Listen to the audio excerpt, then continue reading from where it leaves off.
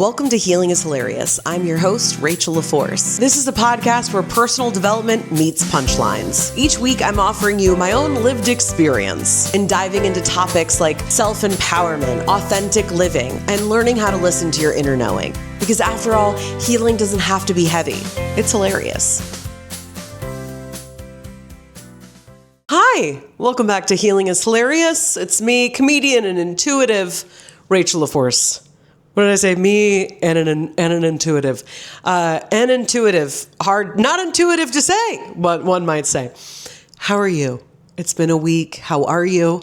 I wanted to check in with you. If you have not listened to last week's episode, do yourself a little fave. Go back, listen to that episode, and then come back. I'll wait. Okay, I think they've gone. For those of you that listened last week, I issued you a little bit like, hey, I'm going to check in, girl. I'm going to check in. And I wanted to know, what was the practice like of sitting with yourself for 2 to 3 minutes? And if you're listening to this and you totally forgot about that, you've moved on, you've lived 9 lives since then, you don't need to pull over and be mad at yourself. Okay, we can move on. Maybe just pick up that practice again this week and let me know how that feels. I'll say it was infuriating. That's not a practice I enjoy. 2 to 3 minutes a day. I got to stop and be like, I am safe. I am calm.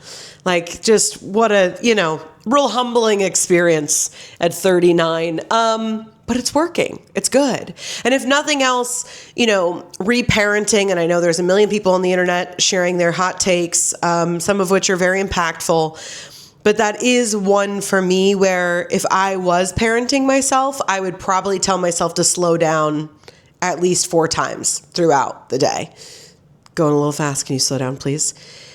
So having that practice alone is working to help me replace the need for speed. Oh God. I couldn't. Was I going to not say it?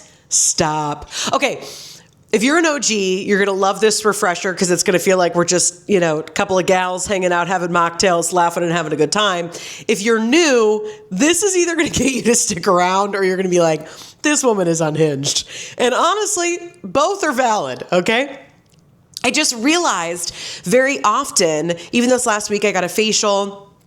And my facialist, shout out to everybody over at Faced in East Cobb. If you're here in the area, go check them out. Tell them that Rachel LaForce sent you. And no code yet, but stay tuned.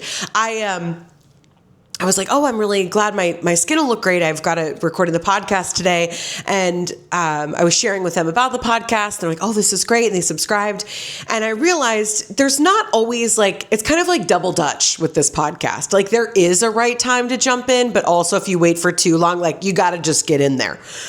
And I realized often when people, I want them to know a little bit about me. Not that we need credibility to be sharing what we think is helpful for other people, but it helps. You know what I mean? I'm like, oh, why am I going to fucking listen to you? And so I often have to direct them back to season 1. Season 1, y'all, that was 5 years ago. I might as well send you a video of me at 16 years old. What is the point? I feel like I have changed and evolved so much since then. Thank gosh. And I wanted to be able to offer you guys a little bit of, why me, why now, what are we doing here? So buckle up for this one. Kind of feels like going on a blind date because I can't see any of you, but I'm like, I'd love for you all to like me. I'd really love to go on a second date. My name is Rachel LaForce. This podcast for a very long time was called The Rachel LaForce Show, a spiritual podcast from a comedian because healing is hilarious. I named it that because, you'd have to know about the podcast to find it. But if, people are like, oh, what's the name of your podcast? Being like Manifest with Ray or, Abundance is your birthright. Like any of these spiritual podcast titles, which if one of those is your title for your podcast, we love it. We know we love it. But everything sounds the same and it's hard to Google, right? And so it's like the Rachel LaForce Show. It's easy for people to Google. If they've met me, they learn my name, they can find the podcast. And the beautiful thing about doing this work is if you work, it works. If you work it, it works. I think I just stole that from AA, but all the same is true. And so I've lived my way to where I was like, I think it's time to make a choice about the podcast. And so we named it Healing is Hilarious. And the reason that I believe that is I think I've really struggled for a long time. Ooh, I just got like a really big heavy wave of emotion. I struggled for a really long time of how to find myself in this space. And I'll get to how I even made it here, but within the wellness, well-being, spiritual, personal development, fuck you, you're doing it wrong space that we all find ourselves in. I wanted to help. I did want, and I do want to be a part of, you got to be a part of something. So it's like, okay, if you're going to be a part of this, like, what is it that you want to say? And I think I wanted to acknowledge that, like, most people are trying. Most people really do want to hashtag live their best life. And some of us have different privileges or resources than others that may make it easier at different phases of life. And we all have different growth edges and things that we're okay with and things that we're not, and ancestral stories and family stories and these lineages that it's hard to be able to tap in to any of them, much less all of them. And I don't think that that's any one person's job. It certainly is not, this gal's job. But what was a way that I could speak to the human experience in only the way that I know how? And it's through levity. It's through comedy. And I really I've tried on so many different titles in the last, certainly since I started this podcast, so since 2020, but certainly even in the last 2 years of trying to find my title, how I wanted to present myself.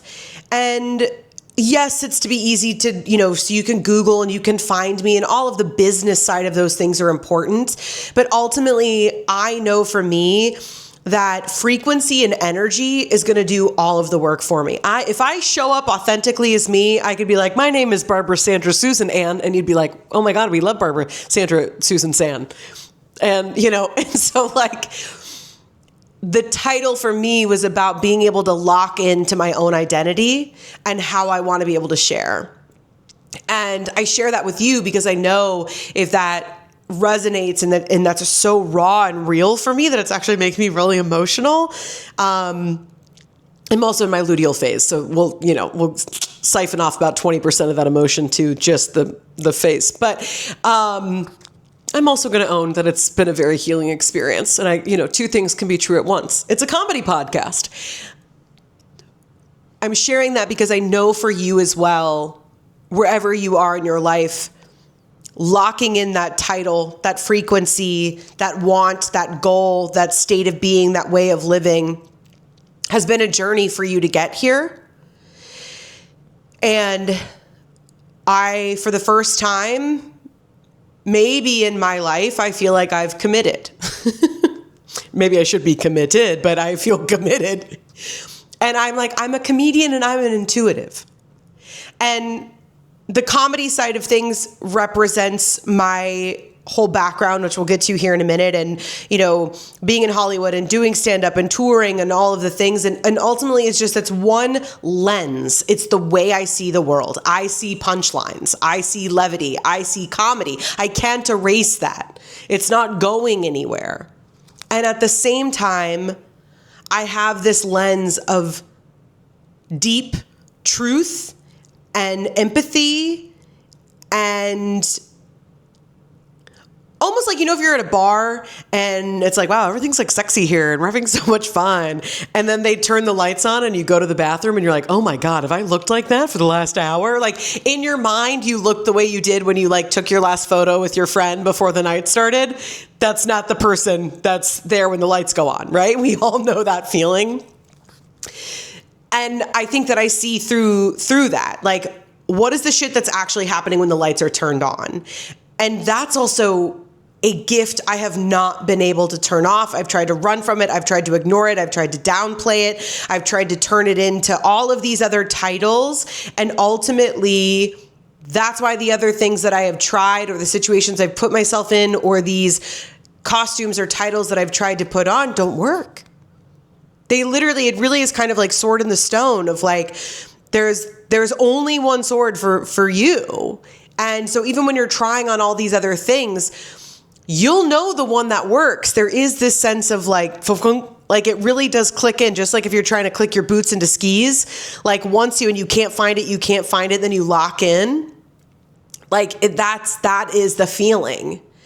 And for me, melding those two things honestly means being able to be human a little bit more comfortably, because there's such pain in healing.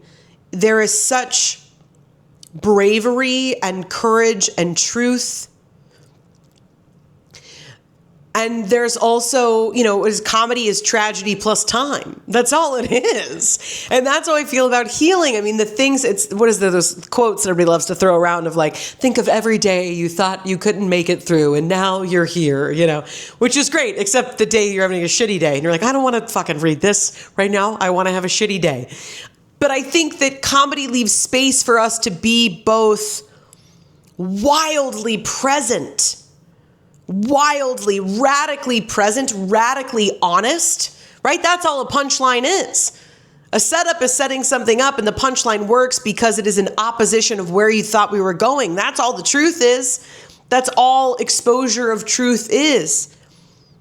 And if there's anything that I can do for my short time here on earth, it's like, I think I want to infuse our society with a little bit more of that, especially where we are collectively right now. It's no longer, in my opinion, even about sides. Everybody loves to make it that way. It's easier if we blame the orange guy, that'll be easier. And then we'll go back to our people and if only. And it's like that, sure, conversation for a different day. But ultimately it comes down to, if we just keep putting duct tape on the hull of this boat, rather than going, hey, why don't we just like address the hole in the boat? And everyone's like, no, we can't do that. We don't have time or money to do that. We're just going to keep just smacking some shit on here and keep this old goose afloat. And that's what we do collectively. And that's what we do personally. And it makes sense because we live in this world that's gotten faster and faster and more and bigger and bigger. If I am sold to one more red light therapy modality of some sort to my phone, I think I'm going to become a red therapy light. There is no way that you guys have infused this technology into this many things. I'm not buying it. I'm calling snake oil. Like there's just no way. And I think that there is the element of that. Like it's hilarious. It is hilarious that as humans, we have evolved to this place that we have things like AI, and then also we have age-old problems like patriarchy and racism and run-amok capitalism, when we already have the solution to most of those things. We could solve most of those things relatively easily. We just all have to take a fucking look at ourselves. We're not really interested in doing that. That's hilarious. To have actual solutions to major problems, not only for ourselves, but for our collective. But we'd rather just watch Love Island and do Uber Eats? Fucking cool, dog. I mean, your choice. But isn't it hilarious? It's a little funny. And I think that humor also allows us to go there. We can look at shit that we otherwise are not interested in looking at. And right now there's a lot of closets being open and a lot of skeletons we're looking at. And it is wildly uncomfortable and incredibly heartbreaking and unfair and ugly. But the only way that we are going to get to a place where we can create some more progress, some more reprieve, some more enlightenment is through first our personal development, our willingness of what are we willing to look at? How are we willing to slow down? Are we willing? Because when we're 10 toes down, we have a shot at creating impact. We have a chance at being able to slow down this Thelma and Louise train that we're all on right now. collectively.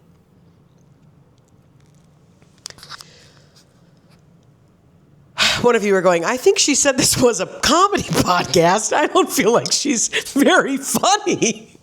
Oh, that's what I'm talking about. It's two worlds, my dude. It's two worlds, and it's okay that both things exist. And I think that's the duality that's also so beautiful, is that as humans, we want to know right from wrong. We want to know good from bad. We need to know that if I just get this thing, then I'll feel blank. And we desire this sense of stability, and yet we live in a chaotic universe, and we know that that's impossible. And I think it's so funny that I even have managed to live my way to this podcast episode, because I'll tell you what, there's been a lot of things that should have taken me out a long time ago, you know? So a little bit about me. I am an only child. I'm sure that's shocking information after listening to this for 15 minutes. I'm an only child, and my parents are wildly similar and vastly different. And that's the more different, and the more that I get to know them as adults, the more that I'm like, that's why I'm fucking weird. Are you kidding me? I'm always like, why have I been different? And then I hang out with my mom for an hour, and then I go and I hang out with my dad, and I'm like, I'm shocked I'm even likable. No, my parents are rad, but they are very, very different. But again, I think that's also like comedy and being an intuitive of like, I am also like,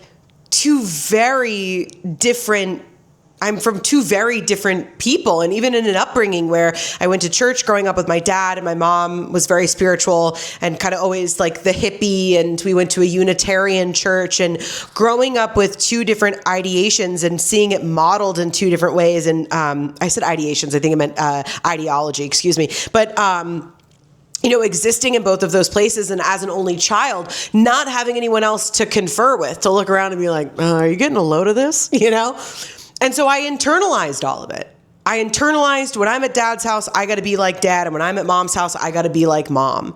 And that's fucked up. Now, that was not expressed to me, like I certainly have held resentments against my parents at different times, but also on a whole, they really did a great job. They were divorced, but they did a great job co-parenting and showing up for me and things like that. So I do have to give them, that due where it's due. And then also recognizing like it was deeply fracturing for me, and really taught me that in order to be like or to be safe, it's like, well, just mirror other people, on top of being ADHD in the 90s. So, they threw Ritalin at you and said, good luck, And so I didn't know also all these executive functions and the internalization of feelings and all of these other things that I was going to experience. I wasn't hip to that.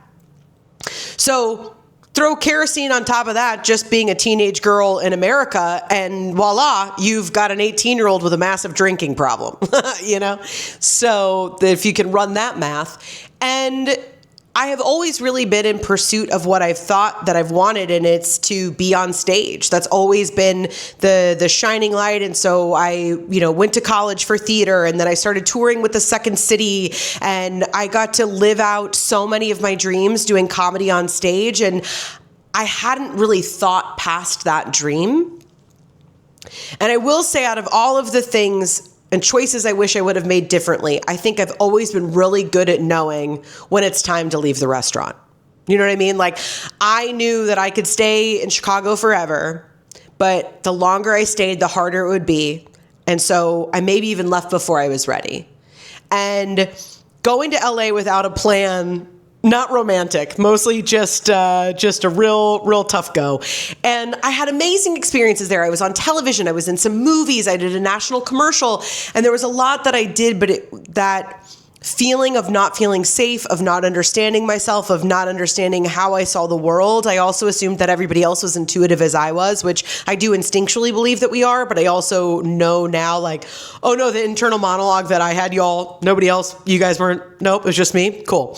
I was like always being in a Zoom meeting alone. Like, that was basically what it felt like all throughout my 20s, of trying to understand how everybody was relating, when I was like, I didn't get the memo,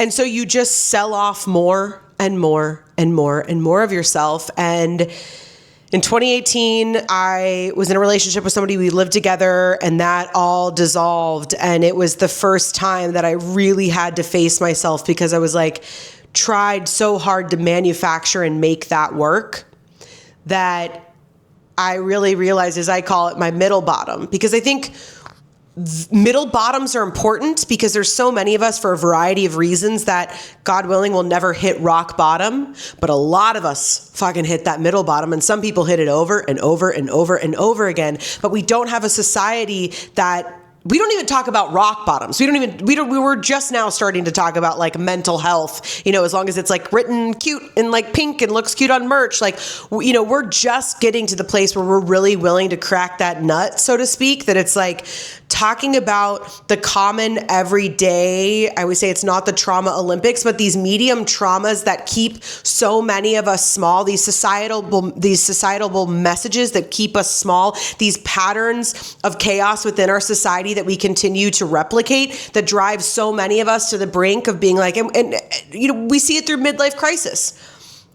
We call them, it's not a midlife crisis. It's because you were in pursuit of what everybody around you told you that would make you happy. And you got there and you're like, holy shit, this is all for fucking nothing. That's not a midlife crisis just because like, oh, Tony went out and bought a Camaro. Tony's fucking lost. Tony needs a friend. And that happens to so many of us. And I'm so grateful now to that version of myself that was like, bitch, slow down. Like, if we start doing what we've been doing, like, it's not working. This is as far as we've gotten. Talent-wise, love-wise, everything else that we have to give, this is as far as we've gotten. We've got to do it differently. And so since that day, it was January 11th of 2018, I have worked to heal and to get to this next place. And it has been wildly beneficial and beautiful, and incredibly painful, where it just brings you to your knees, because we're not taught to feel uncomfortable. We're not taught emotions. We don't value emotional intelligence. We don't even validate our intuition. I talk about this online all the time. Everyone's like, oh, it's woo-woo, or I'm like witchy, or like whatever you subscribe to, that's fine. It's not taking away from that, but it's going, why is your intuition or knowing what is right for you, how is it any different than teaching people about their cardiovascular health or like any other part of our system? Well, of course, because clear people are hard to confuse. And we have a world that is built, we have a $1 billion economy that is built on confusion. Because if you're confused and you're tired, you're not going to do anything. And that's the same thing that we do in our own lives. We keep going faster. We keep doing more, which is where I started in the beginning of the podcast. You have to learn to take those 2 to 3 minutes. Take your power back. Take your time back, right? Take your time back. Own the room.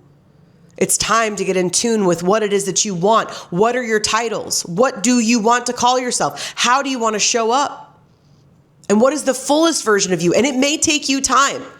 Between 2018 and now, I sold a TV show, and I was like, oh, for sure, this is going to be the thing, and here we go. Nope. I started one version of my company, and I was like, this will be it. Nope. Then I started a bigger version of that. Nope. And there's been so many beautiful high highs and also these lower lows, because it's this feeling of like, once I get to blank, then I will. And I've been talking about it more and more, but it's like, I want to just get comfortable with like being me.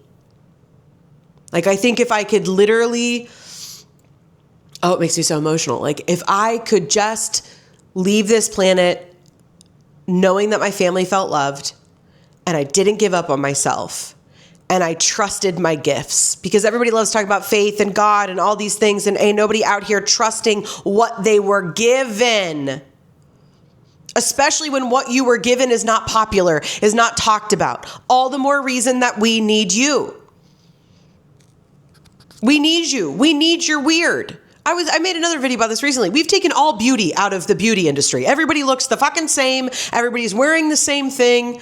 It's so boring. Could you imagine going to a flower garden, but they only planted one flower? You'd be like, what the fuck is this? They're like, nope, we only did red roses. Isn't it beautiful? You'd be like, seems a little fucking insane. right? You'd be like, we got to get out of here. Where are my keys? And that's what we've done. And that's what we're doing in all of these areas of our life, in all these areas of the collective. I feel like I didn't tell you as much about me as I wanted to, but I think you could probably read through the lines and you've decided if you want to stick around or not. But I'm a comedian. I'm an intuitive. I know exactly what I want. I'm not going to back down. My prayer for you is that you won't back down either. And no matter how scary it is, and no matter how painful it is, that you're going to trust yourself enough, and you're going to trust the divine enough to know that none of this is permanent. And dare I say that all the world is a stage. Okay, you guys, when you end on Billy Shakespeare, there's nowhere else to go but up. I am Rachel LaForce, and I am humbled, excited, tickled that you're here. I hope you will stick around.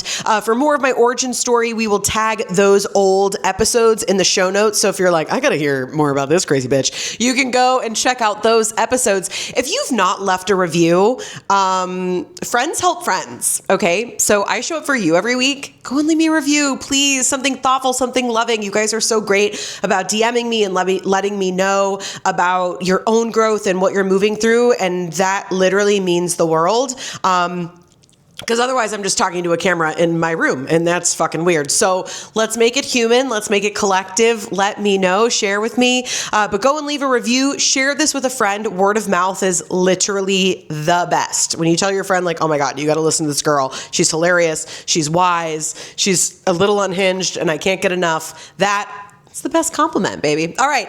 I'm going to be back next week, maybe starting a new series, still building on all this stuff. Take that time for yourself. And as always, tune out, tune in. Love you, mean it. Well, I don't know about you, but I sure as hell feel better. Thank you so much for tuning in to Healing is Hilarious. If you've enjoyed today's episode, please take a moment to subscribe, rate, and leave a review on your favorite podcast platform. Your support helps me reach more listeners on their healing journeys. Ready to dive deeper? Check out my TEDx talk on YouTube. Just search Rachel LaForce TEDx for more insights and laughs.